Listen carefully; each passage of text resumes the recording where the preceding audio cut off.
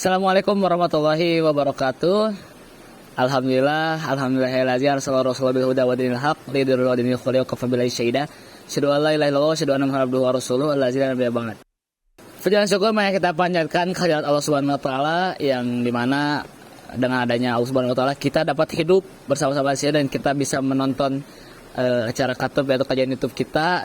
Mungkin pertama perdana bagi kita dan salam juga tercurah limpah kepada junjungan alam itu besar Muhammad sallallahu alaihi wasallam, kepada keluarganya, kepada sahabatnya dan kepada kita, insyaallah selalu umatnya, amin ya rabbal alamin. Daripada pasir yang luas hingga ke lautan berwarna biru, sebuah cerita epik lahir dari tanah-tanah gersang Arab. Inilah kisah tentang peradaban yang membangun fondasi bagi jutaan jiwa, menginspirasi generasi demi generasi dan membawa cahaya ke dalam kegelapan, ila zulumati ila nur. Islam memang agama yang kuat dan sangat berpengaruh di dunia. Tapi kalian tahu tidak bagaimana awal mula agama Islam terbentuk? Islam adalah salah satu agama monoteistik utama dunia. Itu dimulai pada awal abad ke-7. Islam berasal dari kata al-Islim dan Islama yuslimu islaman yang artinya damai dan pasrah. Kisah Nabi Muhammad SAW dimulai dari kelahirannya di Mekah pada tahun 570 Masehi. Ayahnya meninggal sebelum kelahirannya dan ibunya meninggal ketika dia masih kecil. Dia dibesarkan oleh keluarga angkat sebagai seorang pedagang. Kemudian dia bertemu dengan Khadijah, seorang janda kaya yang kemudian menjadi istrinya. Lalu pada usia 40 tahun, Nabi Muhammad SAW mulai menerima wahyu dari Allah SWT melalui malaikat Jibril. Dia dipilih sebagai nabi terakhir dan nabi yang paling utama, menyampaikan pesan monoteisme kepada umat manusia meskipun mendapatkan banyak pengikut. Ajarannya menentang penyembahan berhala di kota Mekah. Kemudian pada tahun 622 Masehi, karena persekusi di Mekah, Nabi Muhammad SAW pun dan para pengikutnya hijrah ke kota Madinah, di mana mereka disambut baik dan dapat menjalankan agama mereka secara bebas. Di Madinah Islam berkembang sangat pesat dan pertempuran melawan musuh-musuhnya di Mekah terjadi.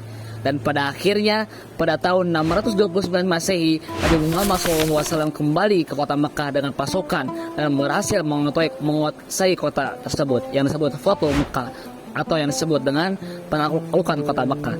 Selama beberapa tahun berikutnya, Islam menyebar luas di Jazirah Arab. Nabi Muhammad SAW pun meninggal pada tahun 632 Masehi, meninggalkan warisan sebagai pemimpin Islam yang efektif dan penguasa wilayah Arab Selatan. Lalu ada 3 hal yang akan kita bahas pada katub kali ini. Hal pertama yang kita bahas adalah yang pertama, pertumbuhan dan penyebaran Islam, yang dimana pertumbuhan dan penyebaran Islam ini, Islam merupakan agama yang didirikan oleh Nabi Muhammad SAW pada abad ke-7 di Jazirah Arab, mengalami pertumbuhan dan penyebaran yang luar biasa sepanjang sejarahnya. Setelah pewahyuan pertama kepada Nabi Muhammad SAW, Islam berkembang pesat di kota Mekah dan juga kota Madinah. Setelah kematiannya, para sahabat beliau yang juga dikenal sebagai Khulafaur Rasyidin melanjutkan penyebaran Islam ke berbagai wilayah di luar Arab. Pada abad ke-7 dan 8, penaklukan Islam meluas dari Arab ke wilayah-wilayah yang luas, termasuk Persia, Mesir, wilayah Bizantium, dan wilayah-wilayah di sekitar Mediterania yang lainnya. Penyebaran Islam ini didorong oleh kombinasi dari faktor-faktor seperti halnya perdagangan, dakwah, dan juga keberhasilan militer yang Islam miliki. Penaklukan ini tidak hanya membawa agama Islam, tapi juga membawa budaya, ilmu pengetahuan, dan kekayaan intelektual dari dunia Islam ke berbagai wilayah dunia. Lalu yang kedua yang akan kita bahas adalah khalifah awal dinasti Islam. Setelah wafatnya Rasulullah SAW, komunitas muslim memilih Abu Bakar As-Siddiq sebagai khalifah pertama yang merupakan sahabat dan juga mertua Nabi Muhammad SAW. Abu Bakar menegakkan otoritas Islam di wilayah Arab dan juga melanjutkan penyebaran Islam ke wilayah-wilayah di luar Arab. Khalifah kedua adalah Umar bin Khattab yang dikenal karena keadilannya dan keberhasilannya dalam memperluas wilayah Islam. Di bawah kepemimpinannya, banyak wilayah baru direbut dan sistem pemerintahan Islam diperbaiki.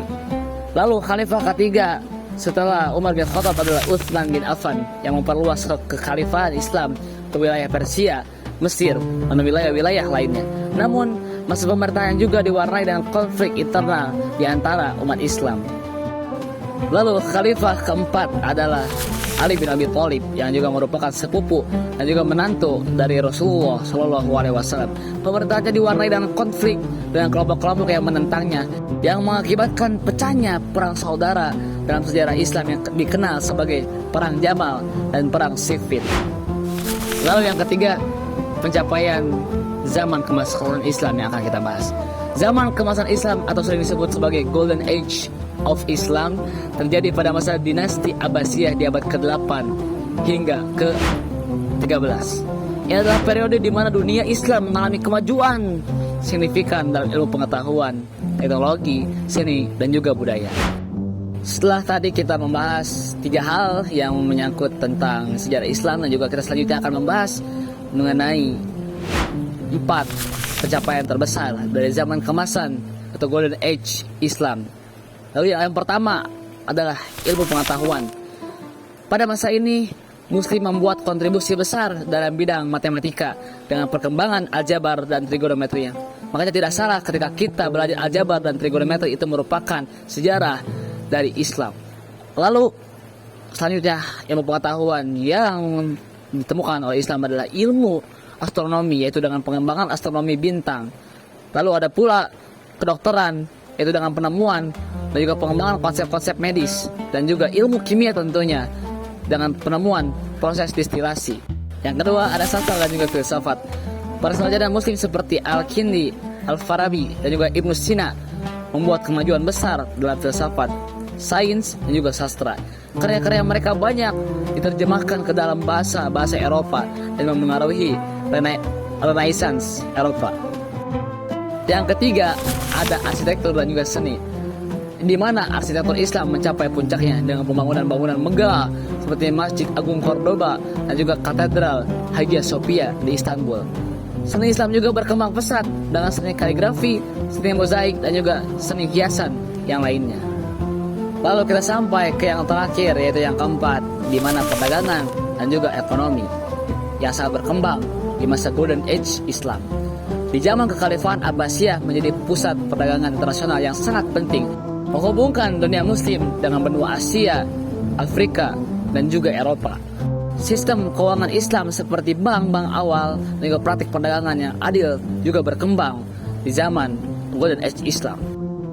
Melalui penelusuran yang mendalam tentang sejarah Islam, kita dapat memahami bagaimana agama ini tumbuh dan menyebar dari masa awalnya hingga menjadi salah satu kekuatan besar dalam sejarah peradaban manusia. Melalui video ini memberikan cahaya tentang perjalanan yang penuh warna dari Rasulullah SAW hingga era Khalifah. Walaupun video ini sangat singkat, tapi insya Allah bermanfaat bagi kita. Lalu Khalifah yang membangun peradaban gemilang serta perjalanan penyebaran Islam yang menakjubkan hingga ke pelosok dunia.